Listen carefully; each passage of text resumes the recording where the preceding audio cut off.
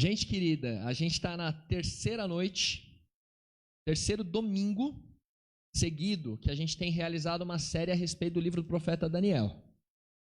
Só que essa noite aqui eu estou muito feliz, mas muito feliz mesmo, porque além de ser a terceira noite da série de Daniel, a gente está começando uma semana dos Calebes.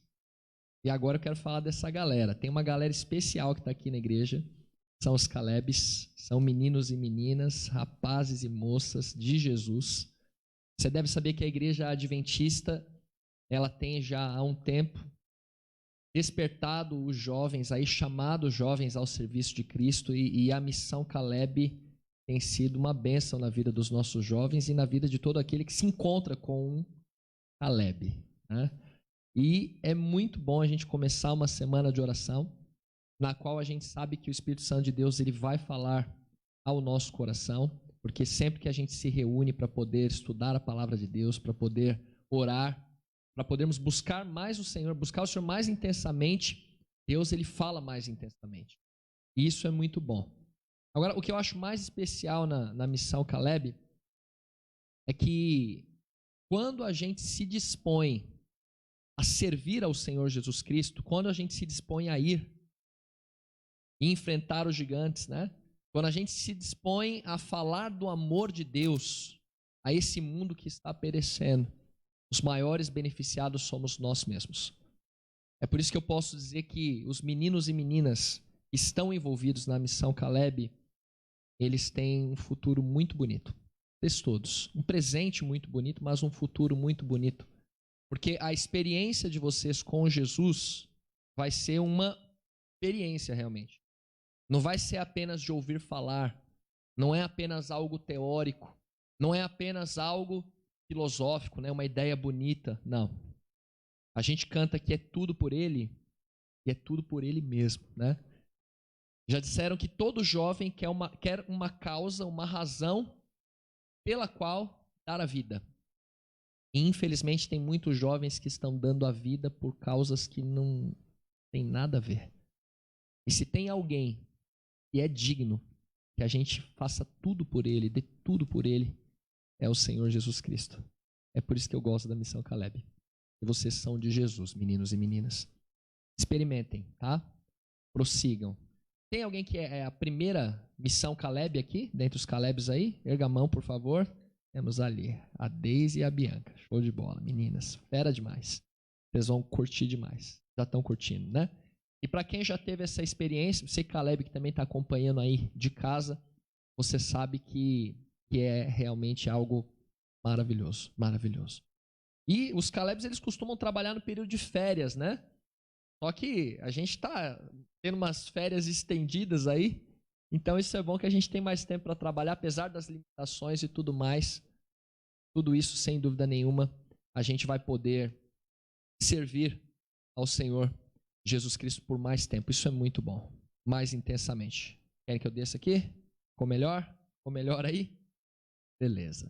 Nessa noite nós vamos começar essa semana de oração, estudando aquele que para mim é o capítulo da Bíblia que foi um divisor de águas para mim.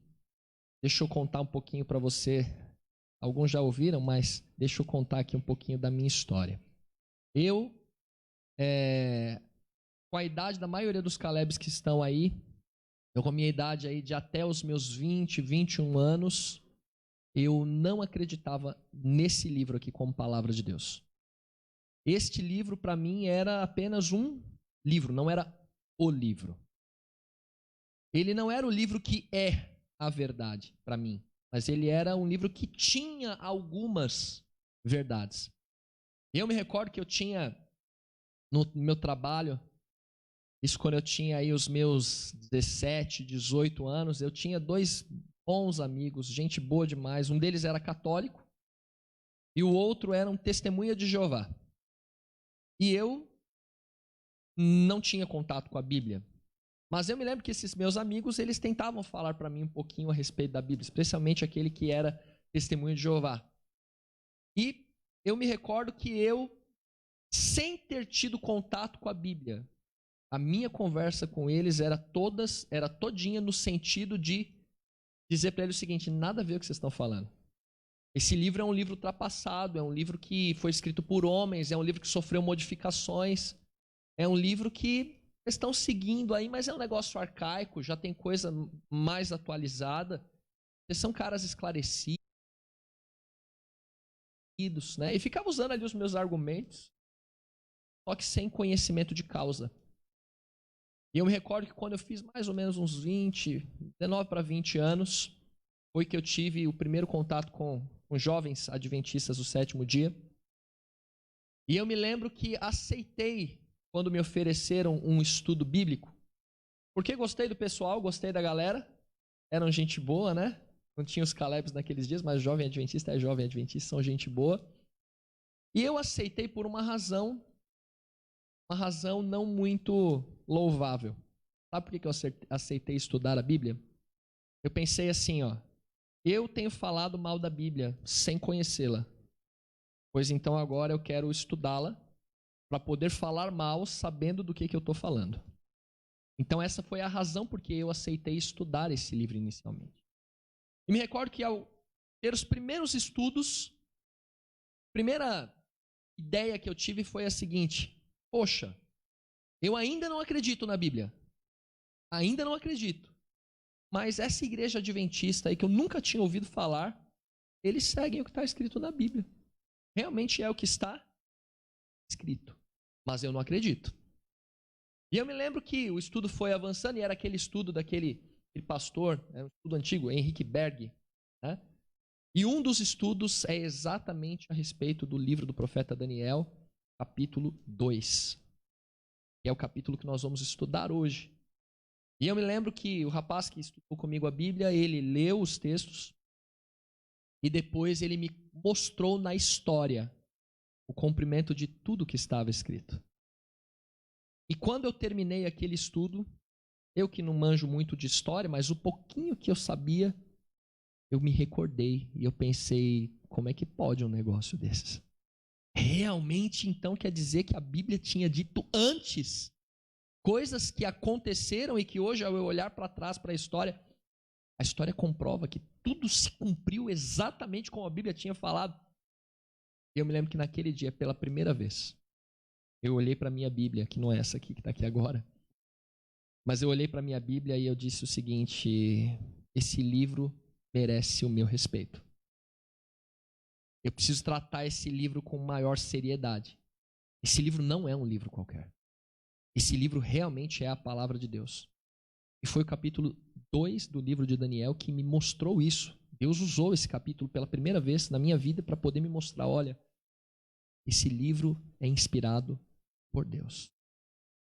E a partir daí, nos estudos seguintes, agora eu comecei a crer que tudo que Deus falava através da Bíblia era para o meu bem, era para a minha felicidade. E hoje eu quero falar para você a respeito disso que transformou a minha vida. É a palavra de Deus, no livro de Daniel, capítulo 2. Beleza, Calebs? Vamos fazer uma oração antes de abrir no texto? Fechem os olhinhos, feche os olhos em casa aí. Grande Deus e Pai, obrigado, Senhor, por começarmos a semana buscando ao Senhor. Obrigado porque nós começamos uma semana de oração muito especial, realizada, ó Deus, dirigida, assistida, preparada pelos nossos jovens Calebs, ó Deus, e é motivo de louvor ao seu nome. Quero entregar a vida de cada menino, menina, rapaz, moça em suas mãos, pedindo, por favor, que o seu Santo Espírito, nesse período de atuação nos Calebs, transforme a vida deles, que eles tenham um encontro pessoal com o Senhor Jesus Cristo, e que no momento em que eles falarem de Jesus, para quem precisa ouvir, o coração deles se aqueça, sabendo que o Senhor existe. No momento, ó Deus, em que eles estenderem a mão para auxiliar o necessitado, eles possam sentir o seu coração pulsando na mesma batida do coração de Cristo Jesus, cheio de amor. O Senhor, por favor, ó Deus, inunde a nossa vida nessa semana do seu amor, da sua graça e da revelação da sua palavra. Se há alguém, ó Deus, acompanhando que ainda não entendeu que a sua palavra realmente é verdadeira, por favor, mostra-nos isso. E também, Senhor, venha converter este coração ao Evangelho e venha transformar essa vida e que seja uma semana de decisões para todos nós. em nome de Jesus. Amém. Amém. Convido você então a abrir a Bíblia aí, no livro do profeta Daniel, capítulo de número 2. A gente vai encontrar aqui um rei, o maior monarca daquela época, tendo um sonho. E a gente vai estudar um pouquinho a respeito deste sonho. Então vamos à Bíblia, Daniel capítulo 2. Eu vou abrir aqui esse primeiro texto, depois eu vou projetar todos os outros. E você acompanha aí com a sua Bíblia também, por favor, tá bom? Daniel capítulo 2.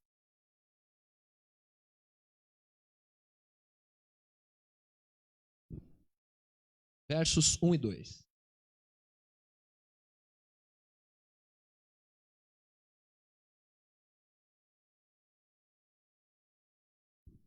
Eu vou projetar para quem está sem Bíblia aí também, tá bom? Daniel 2, 1 e 2 diz assim: No segundo ano do reinado de Nabucodonosor, teve este um sonho. O seu espírito se perturbou e passou-se-lhe o sono. Então o rei mandou chamar os magos, os encantadores, os feiticeiros e os caldeus, para que declarassem ao rei quais lhe foram os sonhos. Eles vieram e se apresentaram diante do rei. Então, acredito que todo mundo já sonhou, né? Todos nós sonhamos.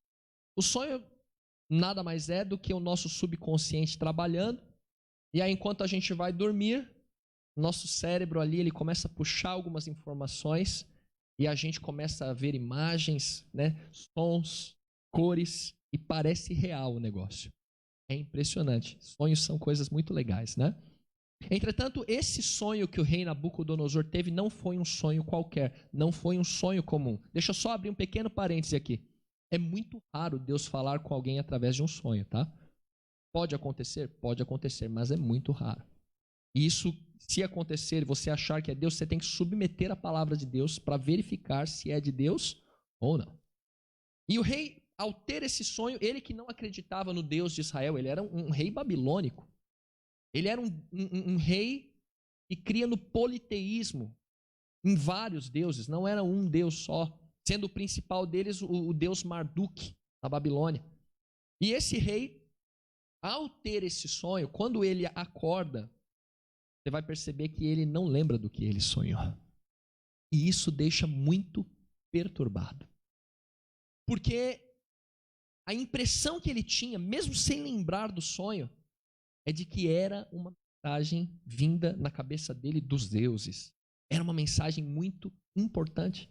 Então o texto diz que ele manda chamar aqueles que no seu reino eram seus conselheiros, os magos, os sábios, os encantadores, que, na verdade, na maior parte dos casos, não passavam de charlatões, né? E Daniel 2, verso 4 vai dizer para a gente o seguinte: os caldeus disseram ao rei em aramaico: ó rei, vive eternamente, diga para nós o sonho, diga o sonho aos teus servos e daremos a interpretação. Será que isso acontece hoje em dia ainda? Será que tem gente falando que interpreta sonho, que interpreta o que está na palma da sua mão, que interpreta os astros e tudo mais? Isso ainda existe, gente. E tem muita gente confiando nisso. Eu tive a curiosidade, né? Hoje é dia 19 de julho, né? Meu signo é peixes, nasci em 26 de fevereiro. E aí eu peguei o horóscopo, né? Para dar uma olhada e perceber aí o que a astrologia tem a dizer para mim, né? Aí você vai ver aí, domingo 19 de julho de 2020, né? No amor. Hoje o seu habitual equilíbrio vai ser bastante útil na resolução de problemas no relacionamento, né? Nota uma palavrinha aí que ela é variável. É um advérbio, né? Habitual.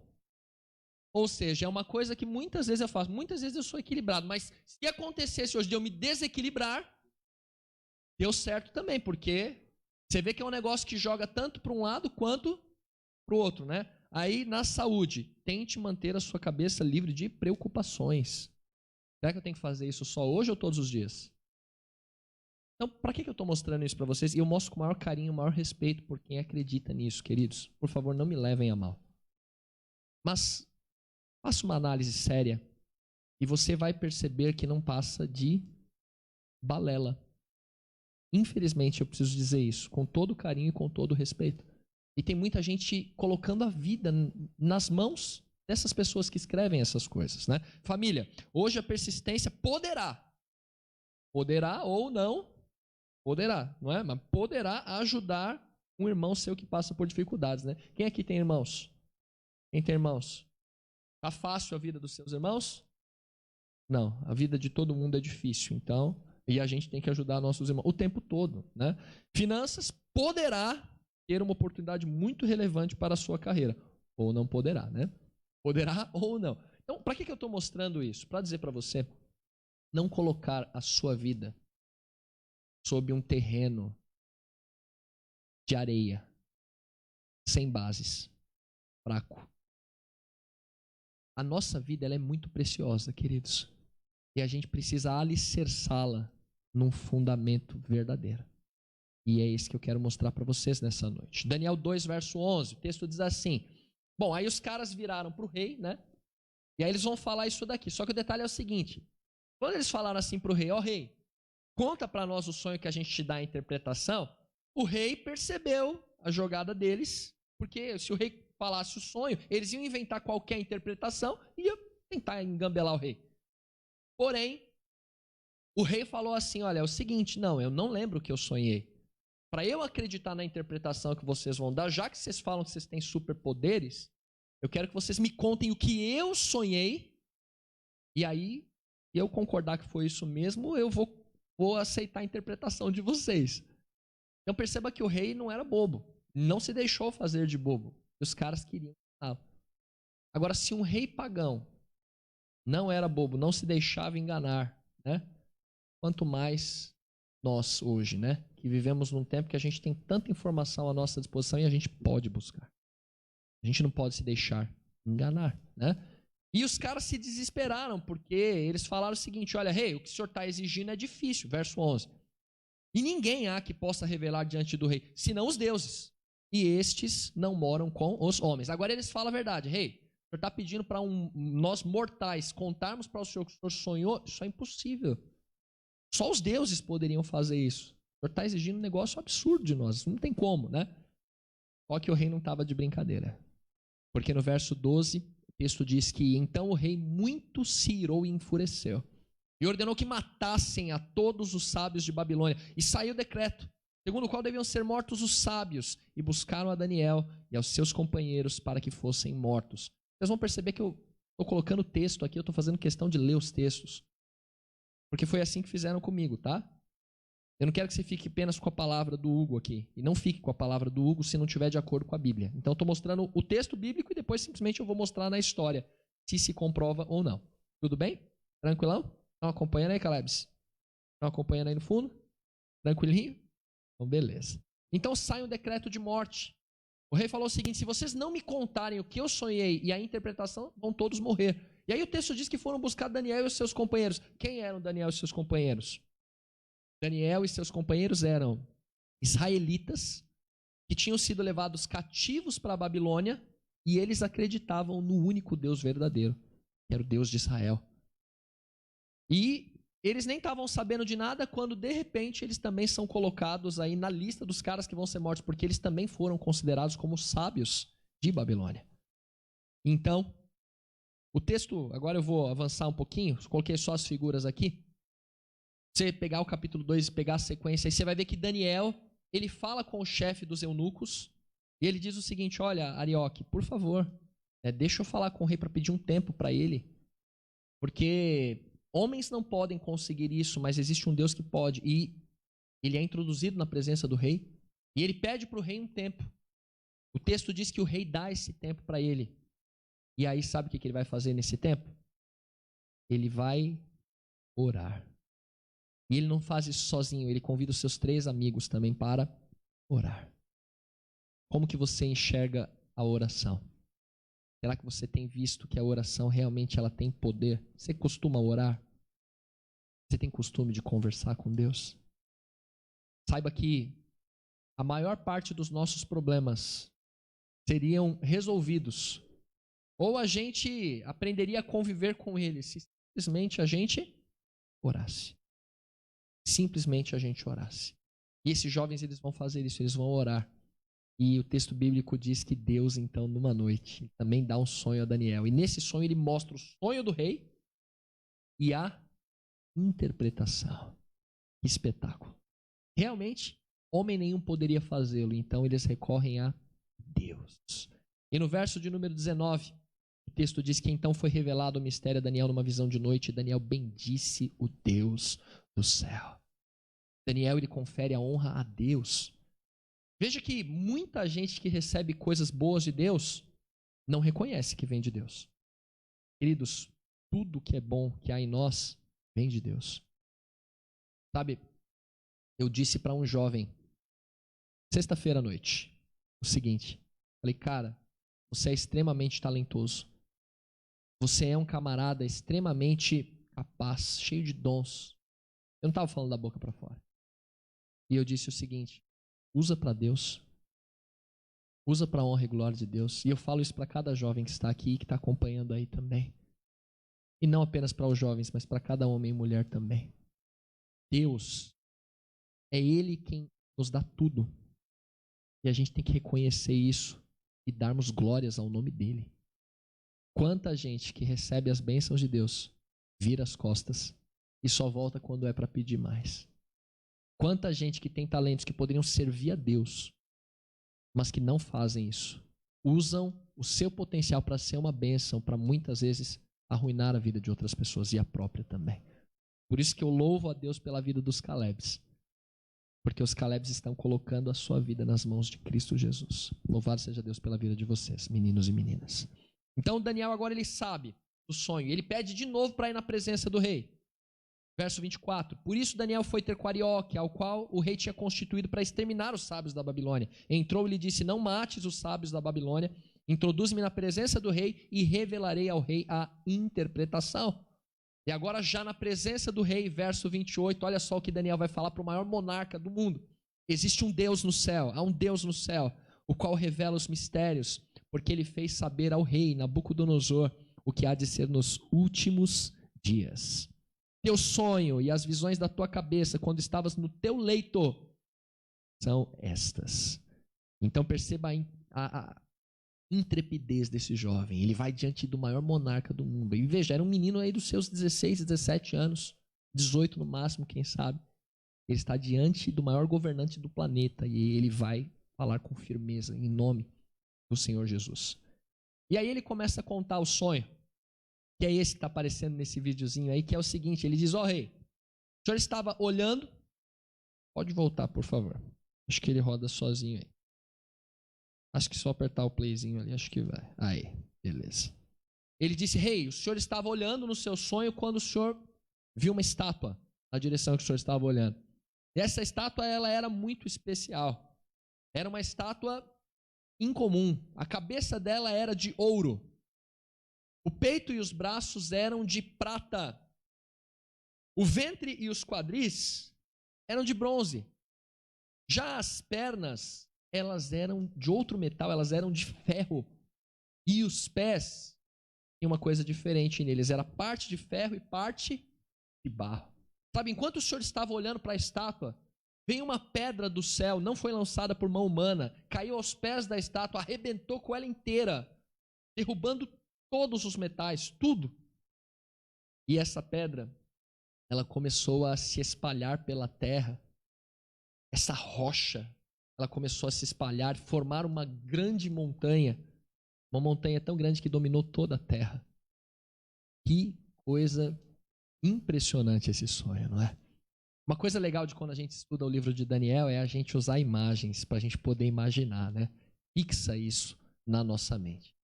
Então Daniel conta o sonho para o rei, e agora Daniel ele vai dizer o seguinte, rei, pois eu te falei o que o senhor sonhou e eu vou te dar agora a interpretação, o significado do sonho. E o rei, imagina a cara do rei, né? O rei estava assim, ó, de boca aberta. Porque enquanto ele ouvia Daniel contando o sonho, ele falava, isso mesmo? Estou me lembrando aqui, cara.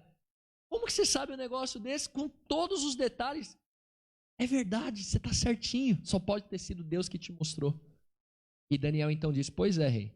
Pois agora eu vou te contar o significado do sonho. E aí eu quero convidar você a olhar a Bíblia aí. Verso 38. olha só a interpretação do sonho. Daniel vira para o rei e diz o seguinte: ó rei, é o seguinte, a cabeça de ouro simboliza você mesmo, seu reino, o reino de Babilônia. O peito e os braços de prata simbolizam um outro reino que vai se levantar depois do teu, inferior ao teu, Daniel 2,39. O ventre e os quadris de bronze, eles simbolizam um terceiro reino de bronze, o qual terá domínio sobre toda a terra. Dá uma olhada aí na Bíblia, Daniel 2,39. Daniel está dando a interpretação do sonho. E aí na sequência ele diz o seguinte: sabe as pernas de ferro que você viu, rei? Elas mostram que levantará um quarto reino depois do teu. Será como ferro que quebra todas as coisas. E por fim, rei, aqueles pés que estavam misturados, os elementos, né? Parte de ferro, parte de barro. Sabe o que era? Será esse um reino dividido. Um reino dividido. Daniel 2, verso 41. Até aí alguém poderia dizer assim, né? Nenhum reino dura para sempre. Nenhum reino dura para... Na cabeça de Nabucodonosor, todo reino dura para sempre. Mas a gente que lê hoje, nenhum reino dura para sempre, né? Depois de Babilônia, é lógico que viriam outros. Agora, olha a precisão da profecia. A profecia diz que só iria até o quarto reino. Porque depois do quarto, seria o reino, o império seria dividido. E de acordo com a profecia, depois disso, nunca mais se levantaria um império mundial que dominaria neste planeta aqui. Isso é impressionante, gente. E a última coisa seria apenas a pedra vindo e arrebentando com tudo e constituindo aí um novo reinado. Bem, eu não sei o que você pensa sobre isso daí. Mas quando eu olhei, eu fiquei muito interessado. E daí eu fui ver na história como foi que isso se cumpriu. Sabe como que essa profecia se cumpriu? De fato, Babilônia é o primeiro reino mencionado, cabeça de ouro. No ano 605 a.C. foi que Babilônia conquistou o domínio mundial naquela época. Territórios mais importantes que haviam. E Babilônia, então, se torna um império reconhecido. Um império poderoso que domina o mundo naqueles dias. E isso perdurou por algum tempo.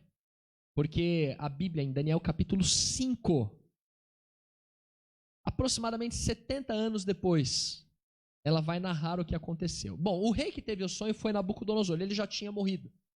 Agora estava um neto seu no trono chamado Belsazar. E olha só o que Belsazar vai fazer no capítulo 5, verso 1. O rei Belsazar deu um grande banquete a 1000 dos seus grandes e bebeu vinho na presença dos 1000. Beleza, está dizendo que o rei dá uma festa. E agora olha o que o rei vai fazer nessa festa. Versos 3 e 4. Então trouxeram os utensílios que foram tirados do templo da casa de Deus, que estava em Jerusalém. Quando Nabucodonosor, 70 anos antes aproximadamente, entrou em Israel, ele derrubou o templo, ele levou todos os utensílios sagrados para a Babilônia. Então ele mandou trazer os utensílios, o rei Belsazar manda trazer, esses utensílios tinham sido tirados do templo da casa de Deus que estava em Jerusalém e beberam neles o rei, os seus grandes, as suas mulheres e as suas concubinas. Gente, olha o que está acontecendo aqui. O rei está dando uma festa, mas não é uma festa comum. É uma festa cheia de idolatria. Ele está querendo zombar dos povos que ele conquistou, em especial o povo de Israel. E ele quer zombar do Deus de Israel. Porque ele manda trazer os utensílios do templo de Jerusalém. E ele serve bebida alcoólica para toda a galera que estava ali na festa. Mas não apenas isso. O verso 4 diz que eles beberam o vinho e deram louvores aos deuses de ouro, de prata, de bronze, de ferro, de madeira e de pedra. Você percebe que os metais são os mesmos da estátua? Belsazar era neto de Nabucodonosor. Certamente ele ouviu a história do sonho do avô dele. O significado, que dizia que Babilônia não duraria para sempre. E quando o rei faz isso, sabe o que ele está dizendo? O seguinte: eu dou louvor aos deuses que são desses metais, porque o Deus que revelou esse sonho lá atrás para o meu avô, ele não tem poder. É isso que o rei está dizendo. Ele está blasfemando contra o nome de Deus, do Deus de Israel. E aqui acontece algo impressionante. Daniel 5, versos 5 e 6, o texto diz que no mesmo instante apareceram os dedos de mão de homem e escreviam defronte do candeeiro, na caiadura da parede do palácio real, e o rei via os dedos que estavam escrevendo. Galera, aqui é uma cena espetacular o que acontece aqui. E hoje a gente que já tem uma mente aí que já assistiu muita coisa, a gente consegue imaginar os efeitos especiais, né? Imagina uma festa acontecendo numa sala, uma orgia acontecendo, pessoas zombando do nome de Deus, de repente, eu imagino o lugar escurecendo, e aí uma mão misteriosa aparece e vai até uma parede, e aí fica iluminada só a parede que ele está escrevendo, que a mão está escrevendo, e a mão começa a rasgar ali a parede. O dedo começa a rasgar a parede e começa a escrever nela. Imagina você numa sala e acontece um negócio desses. Desesperador. Claramente um sinal de desaprovação ao que estava acontecendo ali. Agora, mais importante, o que estava escrito? Sabe que o rei, quando ele viu o que estava escrito em aramaico. Ele sabia o que estava escrito, só que ele não conseguia entender o que significavam aquelas palavras. E aí, ele de novo, assim como seu avô fez, ele manda chamar o pessoal que tinha ali, seus conselheiros, sábios, magos, encantadores, para tentar interpretar o significado do que estava escrito. Eles não conseguem de novo. E a mãe do rei, ela diz o seguinte: meu filho, tem um senhor aqui, muitos anos atrás, foi aquele que interpretou o sonho do seu avô, Daniel, está vivo ainda. Deve estar com uns 90 anos agora. O que você acha de chamá-lo?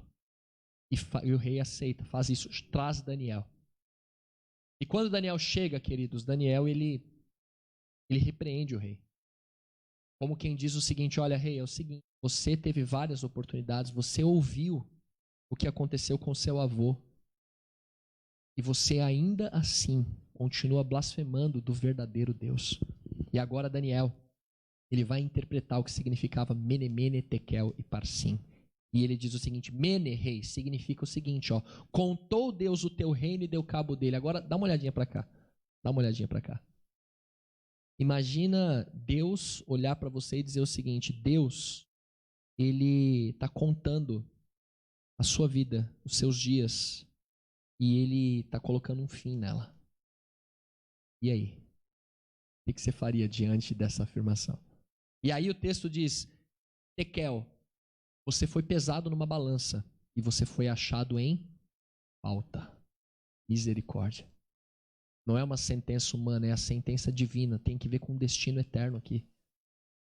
E Pérez, agora Daniel diz: dividido foi o teu reino e dado aos medos e aos persas. Seu reino acabou. Gente, quando a gente vai à história, sabe o que a gente descobre? Que naquela mesma noite, no ano 539 a.C., um rei chamado Ciro, rei dos persas, junto com outro rei chamado Dario, que era rei dos medos, eles se unem. Esse documento aqui, Cilindro de Ciro, é um dos documentos antigos que foi encontrado, está escrito, lavrado ali num cilindro.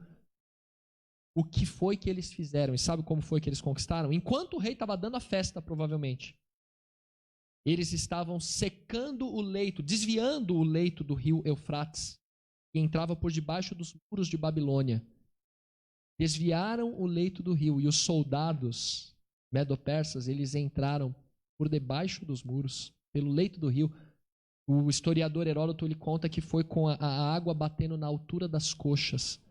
Naquela mesma noite, eles matam o rei Belsazar e passa a dominar um outro império, o segundo império, simbolizado pelo peito de prata, peito e braços de prata, o império Medo-Persa. Olha só como a profecia está se cumprindo, gente. Babilônia cai a grande Babilônia. E o Império Medo-Persa, ele domina o mundo conhecido da época do ano 539 a.C. até 331 a.C., por mais tempo que o Império Babilônico, mas foi um reino um pouco inferior em termos de riquezas, de posses. Entretanto, a história conta que o Império Medo-Persa também não durou para sempre. Olha a precisão, olha o cumprimento da profecia. No ano 331 a.C., o grande Alexandre o Grande, rei grego, Império Greco-Macedônico, ele invade o Império Medo-Persa também. Em uma das batalhas, ele derrota o Império Medo-Persa com o seu exército e ele se torna o novo imperador. Agora é o Império Grego que está dominando, simbolizado pelo ventre e os quadris de bronze. Até aí tudo beleza, né? Sequência, né? Um reino caindo, outro se levantando, um reino caindo, outro se levantando. Mas agora eu chamo sua atenção para o quarto império, porque a Bíblia disse que esse seria o último o Império Romano. O Império Romano, do ano 168 a.C. até 476 depois de Cristo, foi o império que, no lugar do Império Grego, dominou o mundo conhecido da época. Inclusive, você percebe que esse é um império que dominou 168 anos antes de Cristo, era o império que dominava nos dias de Cristo. Você deve se lembrar que quem crucificou a Jesus foram os soldados romanos. Não é assim que a Bíblia diz? E dominou até 476 depois de Cristo. Agora, preste muita atenção. Quero chamar a sua atenção para essa pergunta aqui. Para quem Roma perdeu o seu poder? Você conhece de história. Quem foi que derrotou Roma? Quem foi que derrubou o Império Romano? Será que foi outro império? A Bíblia disse que não seria outro império, mas que o reino seria dividido. E quando você vai olhar a história, sabe o que você vai descobrir? Que Roma não foi destruída por forças externas, mas por forças internas. Impérios bárbaros que existiam dentro do Império Romano, tribos menores, povoados, se reuniram. E cada um ali no seu cantinho começou a minar as forças do Império Romano, o grande Império Romano, dos Césares, e derrubou o Império de Roma, do jeitinho que a Bíblia diz.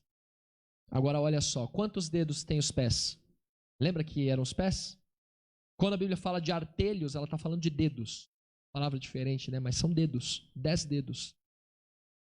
Quando você vai olhar curiosamente não, mas cumprindo-se perfeitamente, foram 10 tribos bárbaras que derrubaram o Império Romano.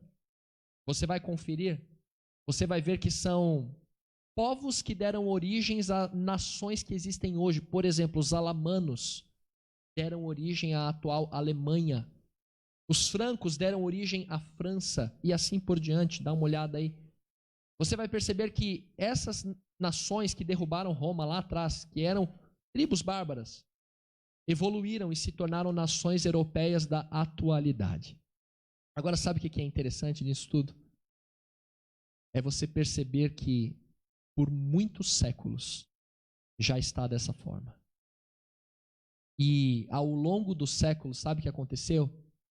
Vários líderes, vários governantes, conquistadores tentaram reunir novamente um novo império, formaram um novo império. Hitler é um exemplo deles, o rei Carlos V é outro, Luís XIV é outro, Napoleão Bonaparte, tão famoso, foi outro que tentou também. Só que nenhum deles conseguiu. Sabe por quê? Porque Deus disse que ninguém mais conseguiria. Sabe, às vezes a gente acha que são homens que estão no controle da nossa vida, da história. Mas tudo isso mostra para nós que não, que é Deus. Deus. Quando eu vi tudo isso, eu falei, misericórdia. Esse livro aqui merece o meu respeito. A Bíblia merece a minha confiança. Eu posso confiar que esse livro é a palavra de Deus. E tudo se cumpriu perfeitamente, só que tem uma coisa que ainda não se cumpriu. O que aconteceria nos dias em que o reino seria dividido? E a gente vive nesses dias, não é? A Bíblia fala a respeito de uma pedra que seria lançada sem o auxílio de mãos, queridos. Versos 44 e 45 de Daniel 2. Mas nos dias destes reis, o Deus do céu suscitará um reino que não será jamais destruído. Isso é Daniel falando para Nabucodonosor lá atrás. Este reino não passará para outro povo, esmiuçará, consumirá todos estes reinos, mas ele mesmo subsistirá para sempre. Como viste que do monte foi cortada uma pedra, sem auxílio de mãos. Gente, a Bíblia está falando aqui de um reino diferente, que não é conduzido por homens, mas por uma rocha. Quem é a rocha na palavra de Deus? Quem é a rocha, a pedra que foi rejeitada pelos homens? Quem era a rocha lá no deserto, quando Moisés primeiro ele fere, depois ele tinha que falar, mas ele fere de novo. Quem é a rocha que foi ferida? Quem foi morto por nós na cruz? Jesus. Daniel capítulo 2 fala para nós de um reino que não vai passar, e é o reino de Cristo, que vai ser estabelecido nos dias em que o reino está dividido. E essa pedra, ela simboliza, sabe o que, gente? Esse dia aqui, ó. Maravilhoso. No qual a gente vai olhar para o céu e a gente vai ver o nosso Senhor Jesus voltando para nos buscar. É isso que simboliza essa pedra, essa rocha, que vem em direção à terra. Sabe, gente? Jesus vai voltar. Jesus vai voltar. E está muito próximo. Está muito próximo. Todos os sinais estão se cumprindo. Jesus está às portas. E aqui eu preciso terminar dizendo para você 3 coisas. Primeira delas, Deus continua no controle. O Senhor está em seu trono e dele ele governa. E se ele governa as nações, homens tão poderosos que acham que mandam e desmandam, quanto mais a nossa vida, queridos. Deus está no controle da nossa vida. Sua vida não está na mão de homens. Sua vida não está na mão de familiares seus. Sua vida não depende de um patrão. Sua vida não está nas mãos de um professor. Sua vida não depende de circunstâncias. Sua vida não depende nem mesmo de você ter saúde. Sabe de quem é que depende a sua vida? De Deus. Deus está no controle da sua vida. Agora a pergunta que eu faço é: será que a gente está deixando Ele controlar? Será que a gente está deixando Ele guiar? Quando eu conheci Daniel 2, eu falei, eu preciso permitir que Deus controle a minha vida. E às vezes eu fico tentando arrancar esse controle das mãos de Deus, mas quando eu caio em mim, eu de novo devolvo para Ele. Eu quero chamar você nessa noite para fazer isso, colocar a sua vida nas mãos de Deus. Segunda coisa que eu tenho para te falar, é fato que a volta de Jesus vai acontecer. Sabe por que vai acontecer? Porque tudo que Deus disse que ia acontecer, aconteceu. E isso me dá segurança para crer que o que ainda não aconteceu, vai acontecer cabalmente. Do jeitinho que a Bíblia diz, Cristo vai voltar. Agora a parte difícil. Cristo vai voltar, quer a gente queira ou não. Cristo vai voltar, quer a gente creia ou não. E Cristo vai voltar, quer a gente esteja preparado ou não. Só que sabe por que ele ainda não voltou? Porque ele não quer que ninguém pereça. E ele ainda está concedendo tempo para a gente falar do amor dele, para pregar do amor dele. Então, Calebs, continue. Porque quando você fala para alguém que Jesus vai voltar, essa esperança ela arde no seu coração. E a última coisa que eu tenho para te perguntar é a seguinte: você está se preparando? Está você se preparando para o retorno do Senhor Jesus Cristo? Quero chamar você para nessa semana estar aqui. Convide amigos. Temos lugares ainda aqui na igreja mesmo, temos lugares ali em cima. Você que nos acompanha aí, se você quiser vir aqui, venha à igreja de Vila Verde, tá bem? Fala o endereço aí. Rua Francisco Alarico Bérgamo, número 1257. Vem aqui amanhã à igreja, tá bom? Vem aqui amanhã, a gente vai continuar conhecendo quem é esse Deus maravilhoso. E galera, voltem, tragam amigos que precisam ouvir e que precisam se preparar para o maior evento da história, que é a volta de Jesus. O William vai louvar a Deus nesse momento aqui. E eu penso que esse é um momento de decisão para quem está aqui na igreja, para quem está em casa também. Se você deseja se preparar para o retorno de Cristo, entende que precisa se preparar, precisa se apegar a Deus, fique em pé de onde você estiver, fique em pé aí na sua casa. A gente vai orar juntos ao final.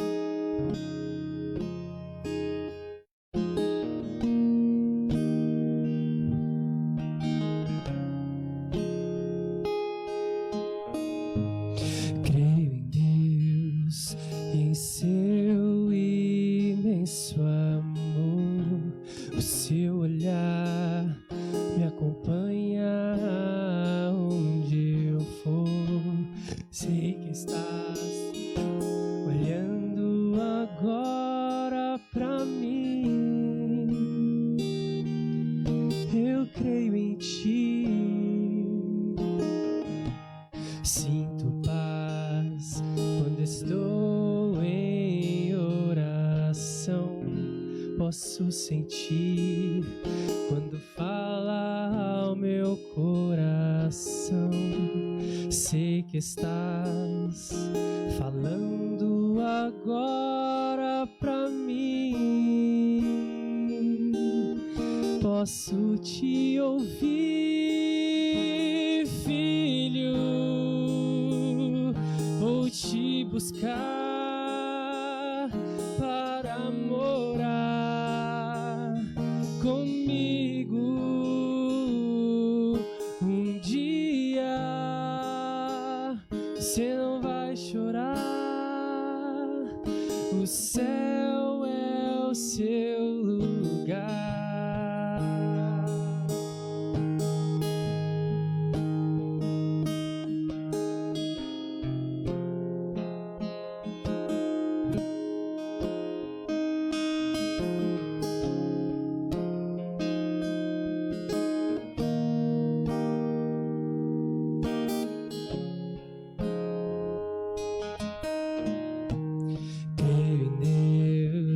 E seu imenso amor, o seu olhar me acompanha aonde eu for. Sei que estás olhando agora pra mim. Eu creio em ti, sinto paz quando estou em oração. Posso sentir quando fala ao meu coração. Sei que estás falando agora pra mim. Posso te ouvir, filho. Vou te buscar para morar comigo um dia. Você não vai chorar, o céu é o seu lugar. Eu te amo, eu te amo. Com Cristo eu quero estar. Eu preciso do céu que é o meu lugar. Eu te amo, eu te amo. Com Cristo eu quero estar. Eu preciso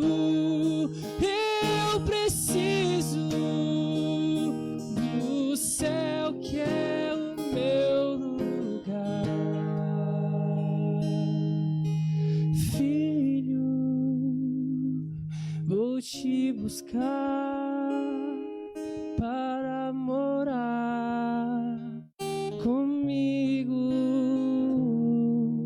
um dia. Você não vai chorar, o céu é o seu lugar. Amém, amém. Nessa noite aqui, Deus, Ele tá falando com você e comigo. E tá dizendo o seguinte: Ele tá dizendo que você é filho. Ele tá dizendo que você é filha. E o Senhor Deus, Ele tá chamando você para se entregar para Ele. Porque tudo que Ele quer é passar a eternidade com a gente. Sabe, gente, tá na hora de a gente parar de correr de Deus. Esse é o momento. Vamos orar? Querido Pai, obrigado porque o Senhor não nos deixou desavisados dos acontecimentos desse mundo. Talvez, ó Deus, a gente não conhecia essa informação até agora, mas agora a gente já está sabendo. O Senhor nunca perdeu o controle da história. O Senhor reina, o Senhor está em seu santo trono, o Senhor está no controle, ó Deus, de todas as coisas. Nessa noite nós queremos render a nossa vida em suas mãos e pedir, por favor, controle-a. dirige cada um de nós no caminho que o Senhor tem para a nossa felicidade verdadeira. Por favor, Senhor, perdoa nossos pecados. Por favor, Senhor, dá-nos o sentido correto para a nossa vida. Quantas vezes, ó Deus, a gente se pega fazendo coisas que a gente nem acredita. Por favor, tem misericórdia de nós e nos ajuda a vivermos à altura daquilo que o Senhor sonhou para cada um de nós. Te peço, ó Deus, por favor, que haja na vida dos meninos e meninas que aqui estão, homens, mulheres, do amigo que está acompanhando aí de casa através da internet.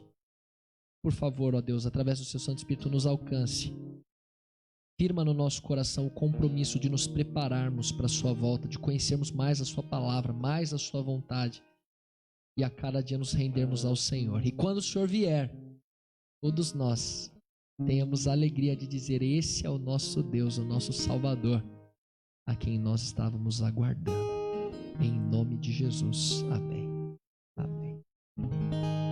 O Senhor abençoe e guarde a cada um de vocês.